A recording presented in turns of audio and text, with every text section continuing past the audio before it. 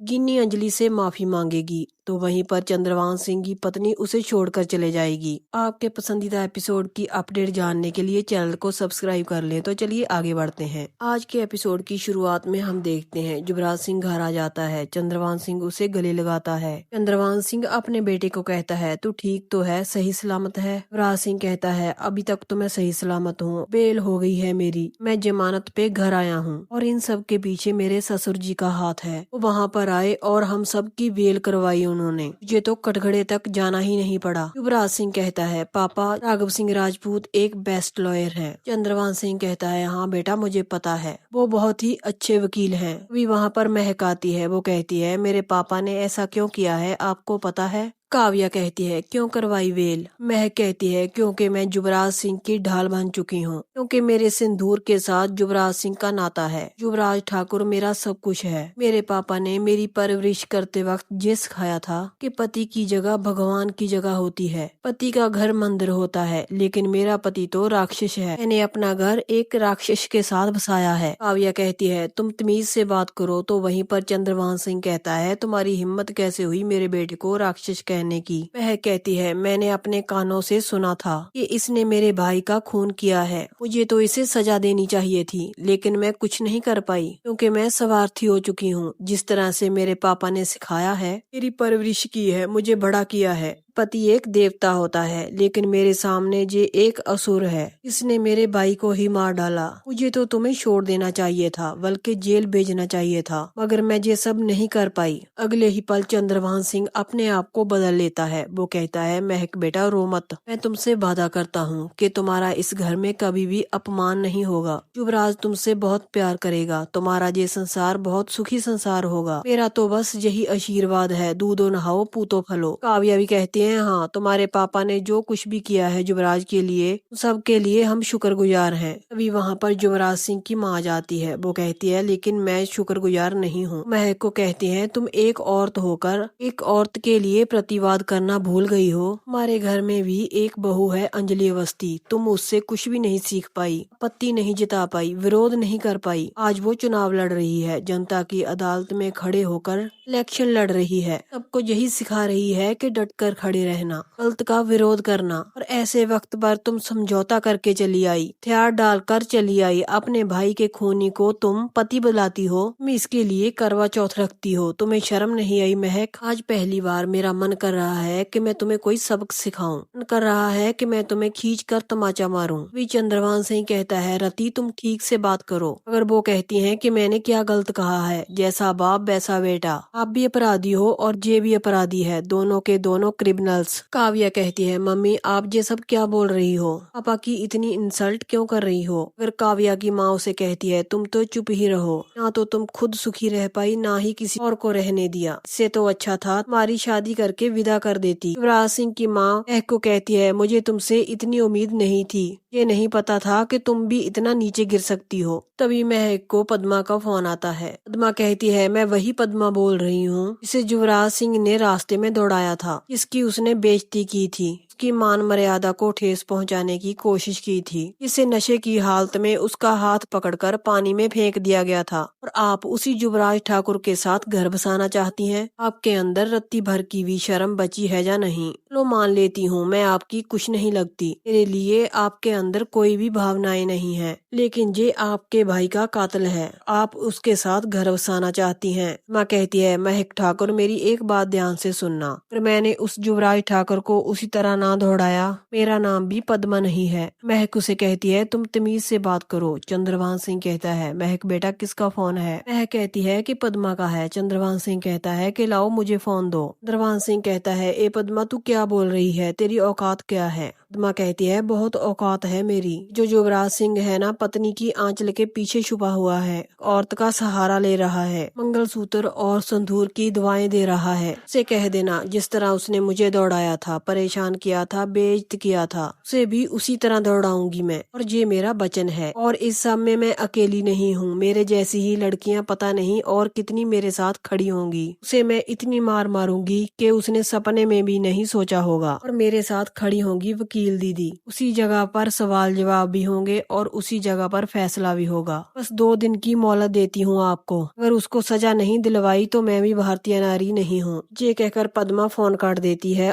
युवराज सिंह अपने पापा से कहता है कि क्या बोल रही थी वो। चंद्रभान सिंह कहता है धमकी दे रही थी वो कह रही थी कि तुझे दौड़ा दौड़ा कर मारेगी। अभी युवराज सिंह की माँ को इतना गुस्सा आता है, वो कहती है कि ऐसा ही करना चाहिए। युवराज सिंह के जोरदार डांटा टिका देती है। काव्या कहती है मम्मी आप ये क्या कर रही हो, भाई को क्यों मार रही हो। तो वहीं पर उनकी मम्मी कहती है इसे मारना ही चाहिए, इसकी रगों में इनका खून बह रहा है। वो चंद्रभान से कहती है मुझे बेहद अफसोस है कि मैं इस घर में शादी करके आई। वो फूट फूट कर रोने लग जाती है और चंद्रभान सिंह से कहती है कि मुझे आपकी कोई जरूरत नहीं है। वो गले में से मंगलसूत्र उतारती है और चंद्रभान सिंह को दे देती है और कहती है कि ये रखिए अपना मंगलसूत्र। महक कहती है जी सब क्या हो रहा है। तभी युवराज सिंह की माँ उसे कहती है तुम चुप रहो महक, तुम्हारे मन में माया होगी, मेरे मन में नहीं है। रत्ती चंद्रभान सिंह को कहती है मर चुके हैं आप मेरे लिए। चंद्रभान सिंह के आवाज लगाने पर भी नहीं रुकती, वो वहाँ से चले जाती है। चंद्रभान सिंह एकदम सदमे में चले जाते हैं। वो कुर्सी पर बैठ जाते हैं। वो युवराज सिंह, काव्या और महक को कहते हैं कि तुम सब लोग जाओ जहाँ से। वो सब लोग चले जाते हैं। चंद्रभान सिंह अपने मन में सोचता है, वो कहता है कि इतना बड़ा अपमान।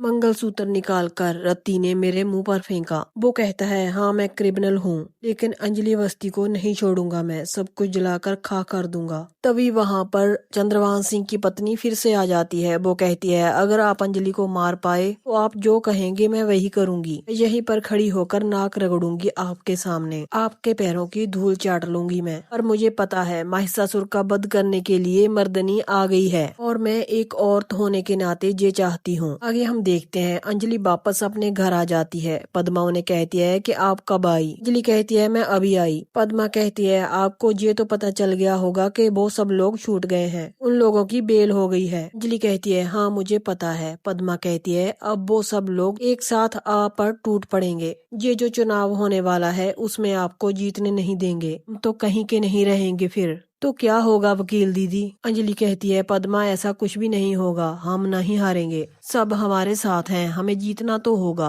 औरतें हर रोज हार जाती हैं, कभी बस में, कभी ऑटो में, तो कभी घर में, हर जगह हार जाती हैं। अपना मुंह बंद करके चलती हैं, विरोध नहीं करती हैं, प्रतिवाद करना भूल जाती हैं। मगर मैं लड़ती रहूंगी, लड़ना बंद नहीं करूंगी। तभी अंजलि को राघव सिंह राजपूत का फोन आ जाता है। वो कहते हैं कैसी हो राघव सिंह की बहू, क्या हाल है तुम्हारा। वो अपने अहंकार में बोलते हैं, कहते हैं कि मैंने 2 मिनट में बस सबकी बेल करवा दी, तुम देखना केस भी मैं चुटकियों में जीत जाऊंगा। क्या ही कर लोगी तुम कुछ नहीं कर पाओगी, तुम में तो इतना दम ही नहीं है। और हाँ आज से तुम भूल जाओ कि तुम हमारी बहू हो, मैं भी ये भूल जाऊंगा कि मैं तुम्हारा ससुर हूँ। अंजलि कहती है हाँ आप भूल तो जाएंगे ही, क्योंकि आप एक ऐसे बाप हैं जिसने उनको ही माफ कर दिया, जिसने आपके बेटे का खून किया है और अब उसकी तरफ से केस लड़ रहे हैं आप। वहीं पर राघव सिंह कहते हैं कि मैं उसकी तरफ से केस नहीं लड़ रहा, मुझे भी दुख है अपने बेटे अमन के जाने का, लेकिन जो इस दुनिया से चले गए उनके लिए लड़ने का क्या फायदा। मैं तो उसके लिए लड़ रहा हूँ जो जिंदा है। मैं अपनी बेटी महक के लिए लड़ रहा हूँ, क्योंकि उसने मुझे अपने सिंदूर की, मंगलसूत्र की भीख मांगी है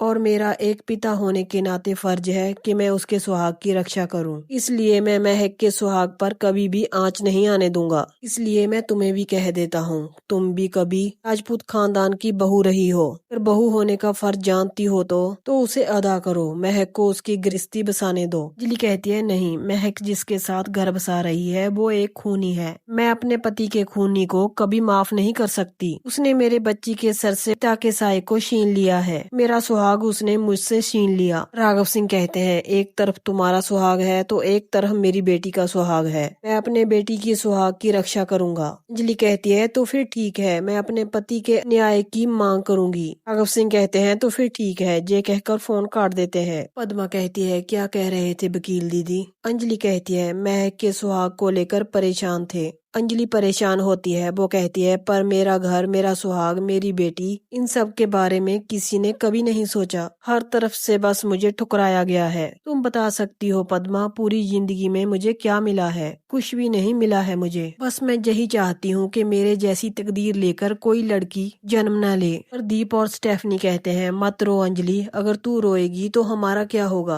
तू ही तो आखिरी भरोसा है हम सबका। अंजलि कहती है, हाँ, मुझे तो रोना भी नहीं चाहिए। तभी वहाँ पर गिन्नी आ जाती है। पद्मा कहती है, वकील दीदी संभल कर। गिन्नी कहती है, अंजलि तेरा थैंक यू कि तुमने अबे के साथ शादी नहीं की। अगर तू चाहती तो अबे के साथ शादी करके सुख चैन से जिंदगी गुजार सकती थी, मगर तुमने ऐसा नहीं किया क्योंकि तू जानती थी कि तेरी बहन अबे के साथ पागलों जैसा प्यार करती है, दिन रात उसके नाम की माला जपती रहती है। तुझे सब जानती थी, तुमने इसीलिए अबे के साथ शादी नहीं की। तुमने मुझ पर कितना बड़ा एहसान किया है, तू नहीं जानती अंजलि। मैं तेरी कर्जदार हो गई हूँ। मैं तेरा कर्ज चुका दूंगी अंजलि। मैं उस घर में जाऊंगी। मैं अबे का प्यार पाने के लिए पूरी ट्राई करूंगी। अब मेरी जिंदगी का एक ही लक्ष्य होगा कि मैं अबे का दिल जीत सकूं। गिनी कहती है, अंजलि तू मुझसे छोटी है, लेकिन आज मैं तेरे पैर पकड़ती हूँ। पर अंजलि कहती है, दीदी तुझे क्या कर रही है? प्रदीप भैया कहते हैं, ये छल है, कपट है। गिनी उनको कहती है, आप चुप रहिए, आप नहीं जानते औरतों के दिल की बात। गिनी कहती है, अंजलि मैंने तुम्हें गलत समझा, लेकिन तू तो सही थी। तू तो शादी के मंडप से शादी को तोड़कर चले गई। तुमने साबित कर दिया कि तू सही थी। तो हमें दुआएं देना कि मैं अबे के साथ एक सुखी जीवन व्यतीत करूं और वो मुझे अपना ले। गिनी रोने लग जाती है। वो कहती है, देखना, प्यार के मामले में तो हम दोनों ही कंगाल रह गए। तो अमन को प्यार करते करते शून्य हो गई और मैं अभय सिंह को प्यार करते करते शून्य हो गई, पर बदले में हम लोगों को कुछ नहीं मिला। प्यार में हम दोनों बड़े अभागी हैं अंजलि। उससे अगर कोई भी गलती हो गई, भूल चूक हो गई तो मुझे माफ कर देना।